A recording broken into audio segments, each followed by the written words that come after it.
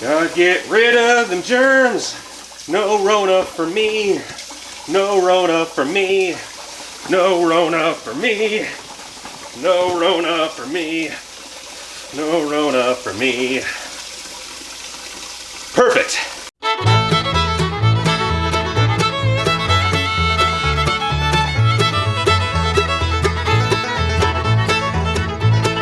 All right, let's do this thing. Hey, little buddy. Hey, little buddy.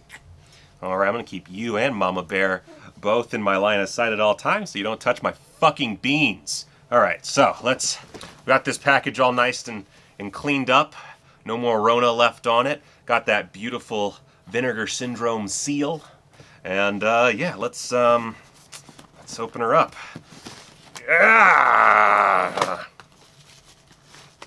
Okay. Okay, so we got 3 releases this month. First up, we have Pale Blood. Look at that. Look at that pale blood. In the dead of night, souls come alive. And open this sucker up. Goodness grassy ass. All right. Let's get some keys out.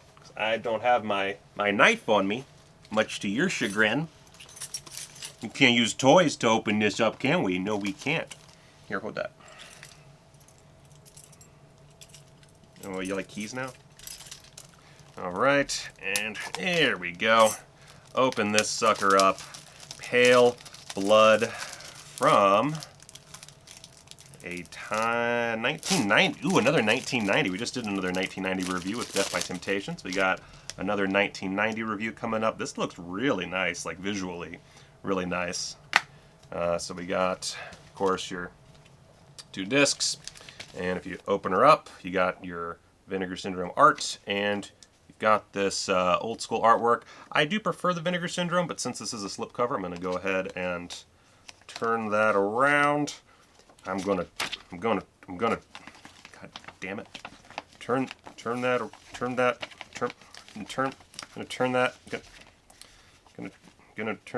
around, easy. Oh, God damn it, it's fucking crooked. All right, and just FYI, the Pale Blood font and the 2 little fang marks are both embossed, as are the lips slightly. So all the red stuff is embossed. Nice little cover. I really like this. I like the contrast between the red and the white. It looks great.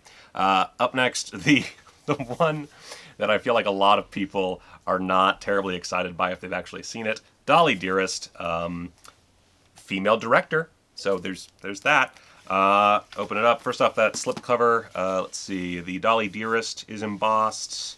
It feels like the knife is embossed. And then, yeah, the knife is... Just the knife on the back, just the knife is embossed. That's fun. Cool. So nice cover art. Let's get the old keys. All right. So Dolls from 1991. Just a lot of 90s stuff recently. Open that sucker up. Of course, you have your 2 discs. And then if we take this sucker out, we get some old school artwork. Which actually, this is the artwork I'm most used to. I'm not actually used to this old artwork, but I'm going to go ahead and flip that around for optimum art. Burp. And of course, the big motherfucker, the big one, the Giallo box set. Forgotten Gialli, Volume 1, which apparently we should be seeing some more of these if everything goes right, which I hope it does. I haven't heard ooh, look at this. Ooh, blood. There we go. Blood. Let's open that up. Let's see. This is the same, of course, straight razor used in the party line artwork, as one user on the Facebook group pointed out. Seriously, guys, so lazy. Oh my gosh. Hashtag ban boycott Vinegar Syndrome. Hashtag boycott Vinegar Syndrome. So we got 3 releases. We've got Police Are Blundering in the Dark. We've got The Killer is One of 13, and we've got Trauma. Shit off of my Blu-rays. Get this shit off of my Blu-rays. Get this shit off of my Blu-rays. I like the use of the old artwork. This is really cool artwork. I'm going to be honest, based on the opinions I've seen of these movies elsewhere, I'm very trepidatious. I have this nasty feeling that these are not going to be particularly good films, but at the same time, I mean, look at this sweet box. It's very chunky. Looks like it'll stand up the test of time. Let's see how these look inside. Trauma. Oh, are these all going to be... Oh, that's fun. So, okay, so I'm not going to flip these, but if you take out, there's one disc, there's one Blu-ray for each film, and if you take that out, you get some artwork on the back there. So just some nice design work. Let's see, there's 3 different colors. Got your yellow, got your red, got your green. Anyway, let's talk about the movies and the extras in our review segment. Coming on up right now. Take this baby.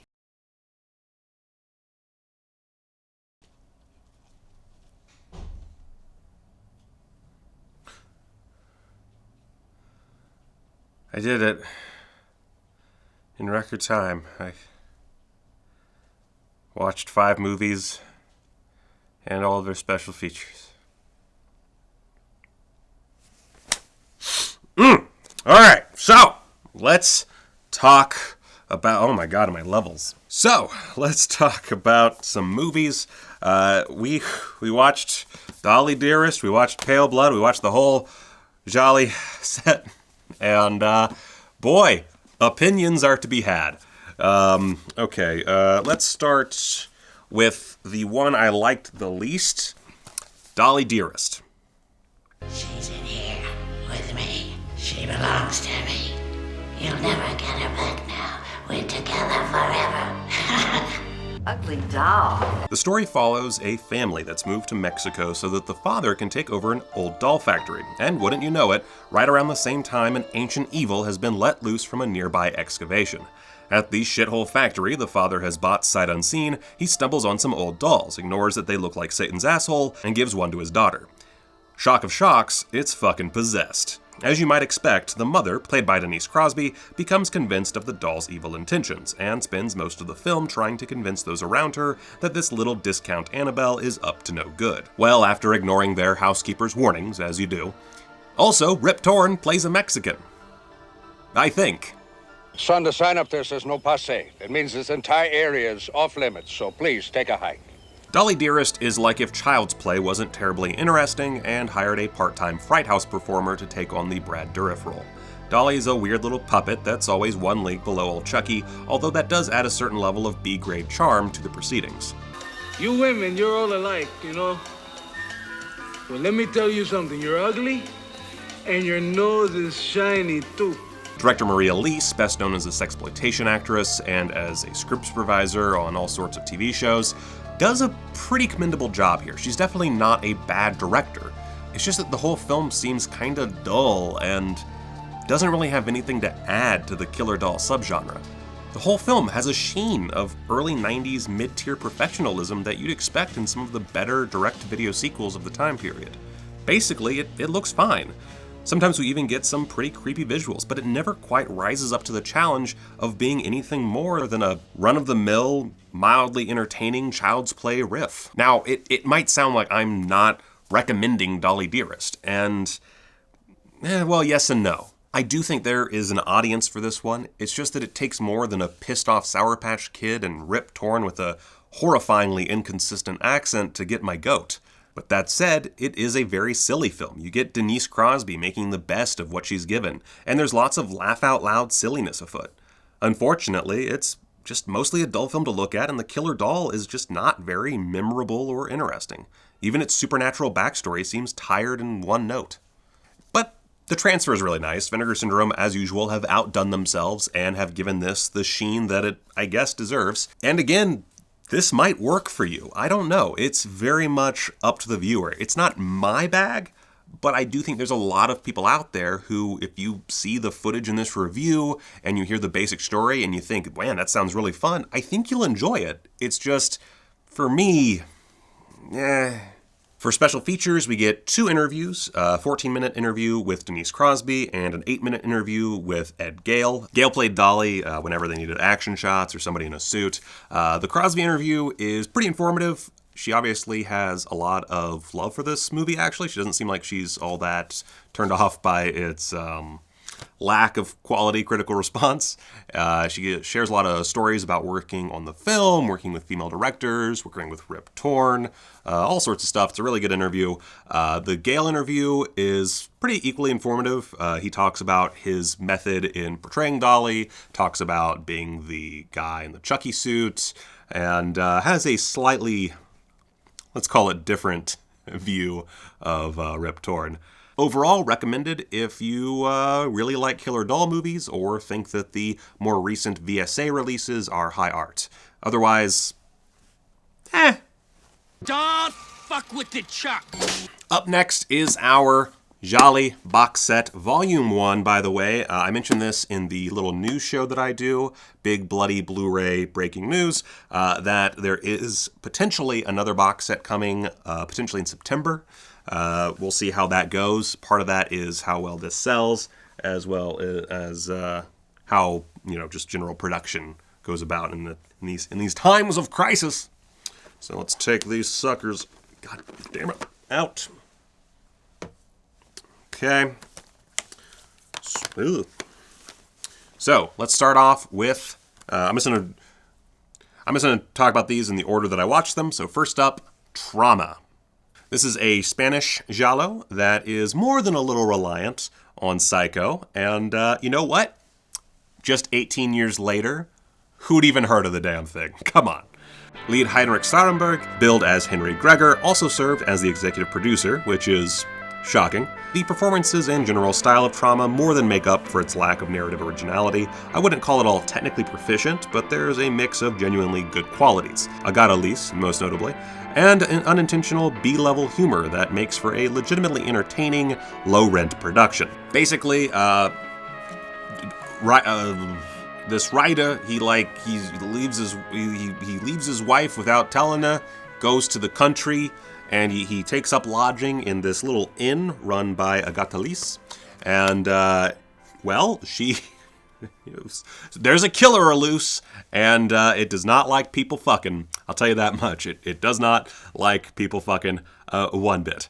If you're looking for stylized gore, well, none of these will be for you, but Trauma is perhaps the most violent, and even then, all the deaths feature some pretty basic, gimmicked, straight-razor blood gags. There's nothing wrong with that, but if all you know from the genre is slick Argento slice-em-ups, then you might wind up a tad disappointed. That said, lots of fucking.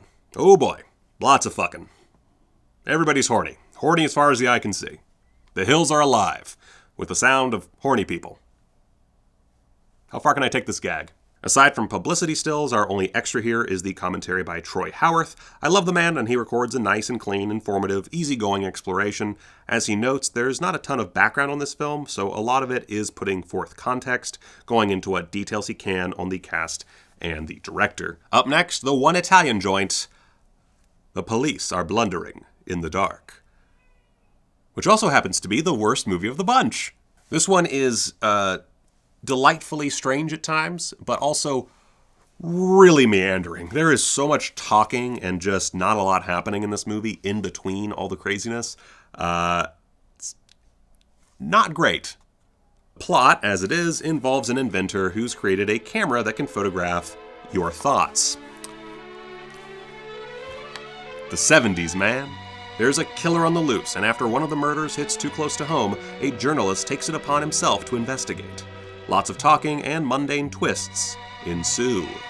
And this one might actually have the single dumbest fictional technology I've ever seen in a movie. There's also plenty of lurid production design and silly critiquing of the upper class, which sometimes makes up for the lack of murders and often meandering pacing. It's also basically just as horny as Trauma, so there's plenty for the titty brigade to latch on to. Oddly enough, The Police Are Blundering in the Dark is not a police procedural, although the title does make sense in the end. And oh boy, the end is... man, a mixture of incredibly underwhelming, kinda confusing, and real weird. I don't know how they did it, but they did it. There's only one extra aside from a publicity gallery, and it is a audio essay with Rachel Nisbet. She's a film historian, and it's a weird format. I don't know what exactly they did to make this. You'd think it would just be like video of the film and then her just talking over it or something. But instead, it's a whole nother file that when I play it on my PS4, which is how I play these movies usually, there's no timestamp, and I don't know. It's just a weird way to do it. I'm not a big fan of how they put this on the disc. It's just odd. Anyway, it's about 15 minutes or so. She provides an excellent breakdown of what works and what doesn't, and how director Hilia Colombo took inspiration from Argento without properly mimicking his stylistic flourishes, resulting in the mixed bag that is The Police Are Blundering in the Dark. It's a good essay, but again, I'm just not a fan of the formatting. All said and done, if this were a single release, I might not recommend it because it's easily the worst film of this lot, and I mean, basically has no extras. And it's the only one I'm really not hip to revisit anytime soon. Although I am tempted. I am tempted to rewatch it. Just talking about it now, I do kind of want to revisit it just to see, revisit all those weird moments in between, because they really stick out in my mind. So, I don't know. I guess that's kind of a testament to how good this month is. This is the worst release, and it's still, at the worst, intriguing. So, Finally, The Killer is one of 13. Is, for my money, the best of the bunch, at least of the Gialli films. I really enjoyed this one. That said, it's maybe not for everyone, but let's talk about it. In an isolated Spanish estate, a vengeful widow has invited 13 people with secrets of their own who knew or had some connection to her late husband. What follows is a lot of talking, a little killing, and plenty of guessing games. The Killer is one of 13 really feels like a proper film. It's low budget, no doubt about it, but it feels like a real, tangible piece of professional work. These other ones, they feel kind of thrown together, or like the crews were just bare minimum, amateurish. Trauma is obviously, funded by someone who's trying to create a vanity project. But this one, it just feels like some professional Spanish filmmakers went out and they made a movie. They typed up the schedule and the budget, and they got the money together and they made their movie. And it's still low budget, still a small film, but it definitely has professional sheen that's not present in the other two films. Now, part of that is the performances, and we have a lot of heavyweights here. The gorgeous Patty Shepard as the widow, Jack Taylor of Pieces fame as a somewhat heroic painter, and perhaps most notably Carmen Maura as one of the titular 13 guests. You might know her best for her parts in several Pedro Almodovar films, and just for being one of the best actresses in Spain. Oddly enough, this guy, Eduardo Calvo, another prolific, if less famous actor, was also in Woman on the Verge of a Nervous Breakdown. Paul Naschy also shows up, but don't get too excited. He's not a very big part of this. He's barely in it. It's not a Naschy vehicle.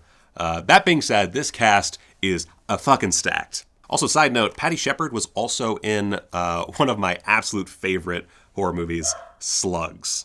And if you haven't seen Slugs, get on that. I think Arrow has a release that I really need to buy at some point that looks pretty dope. Now, as explained in the commentary by Kat Ellinger, who of course is a Vinegar Syndrome mainstay, or really just a Blu-ray mainstay at this point, this is not a particularly stylish or violent film. It very much harkens back to the sort of Agatha Christie, 10 Little Indians origins of Giallo.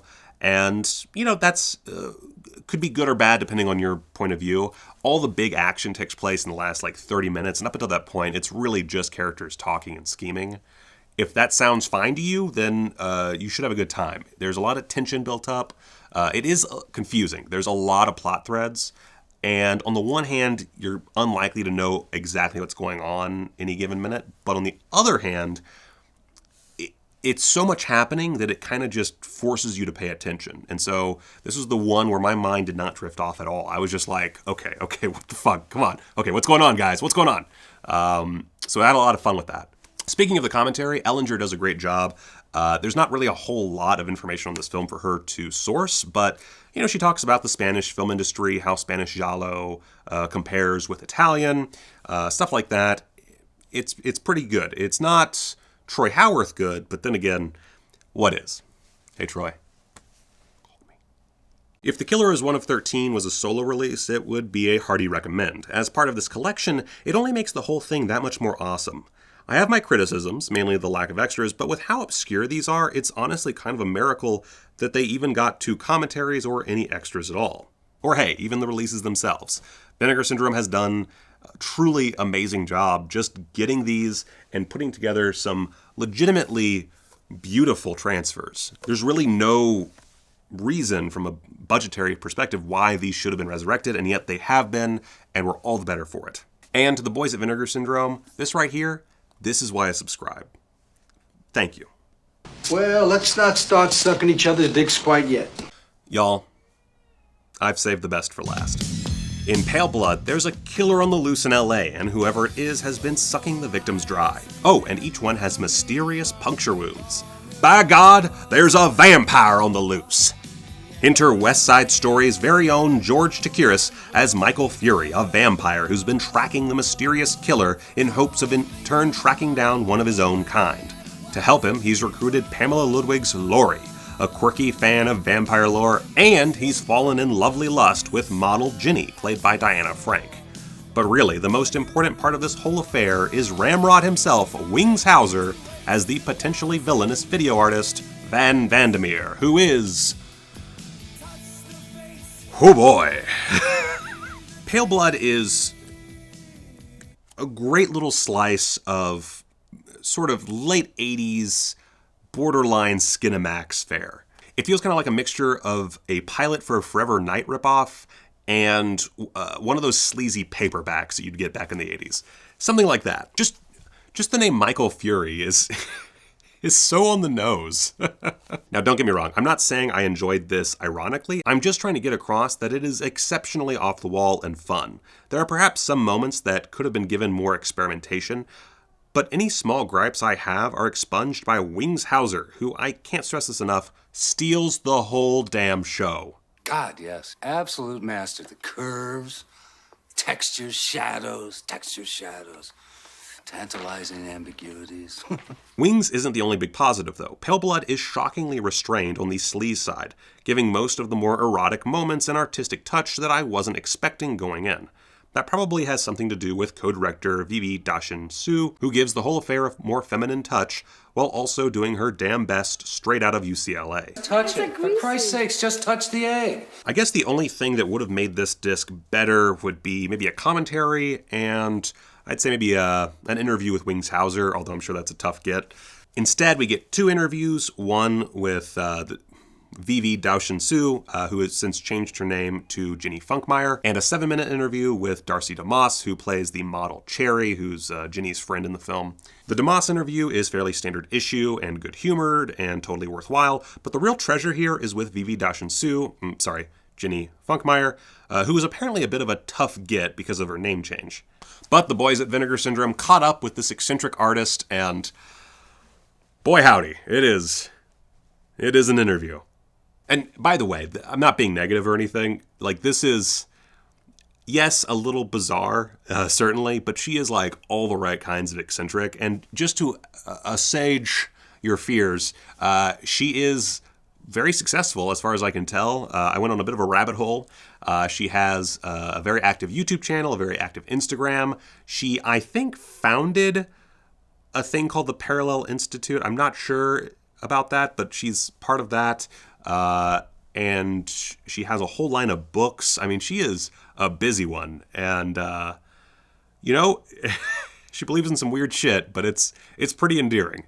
I am a little sad after watching this interview and watching the movie that she didn't go on to do more in Hollywood. In 1999, she did direct another movie. It's sort of looks like a comedic drama about a Chinese family called Journey from the Heart, which looks interesting. It looks like something I definitely want to check out, especially since it's from her. She's just, I don't know, I love her. She's one of my new favorite obsessions. So check her out. I'll put some links in the description where you can find her and her work and stuff. The one question I did come away with from the extras was what the deal was with co-director Michael Layton. The year before this, he wrote and produced L.A. Bounty, which starred Wings Hauser and Sybil Danning. And Sybil Danning actually shows up in this film for one shot as a uncredited pedestrian. And I'm wondering if that was just, I guess, a friendly cameo, or if there's like a story behind that. I guess it doesn't really matter, but it's just something that caught my eye. Anyway, if you want a really great double feature, watch this and In the Cold of the Night, also from Vinegar Syndrome. You can check out my review for that one. I don't know what this is. And yeah, this is, guys, Vinegar Syndrome. This is mwah, great stuff. I'm really pleased with this month's package. You know, it's crazy because I know that next month is going to be even better. I mean, we've got Rad, we've got Patty Hearst. It's going to be a mind blower. And y'all, if you aren't subscribed to Vinegar Syndrome already, during this halfway sale that's coming up on May 22nd, you can subscribe. You can get in on the rest of the year's releases. It doesn't include VSA releases, and there's a few other, like the AFGA releases, like McPherson tape, that aren't included. But for the most part, everything is there. You can go for the non-porno and porno versions. One is everything except for the pornos. The other one is everything and the pornos. Whichever one floats your boat, I am pleased. Yeah, so now I'm just going to go back to being a crazy person. So, yeah. Like, subscribe, comment below with your thoughts. Find me on Patreon.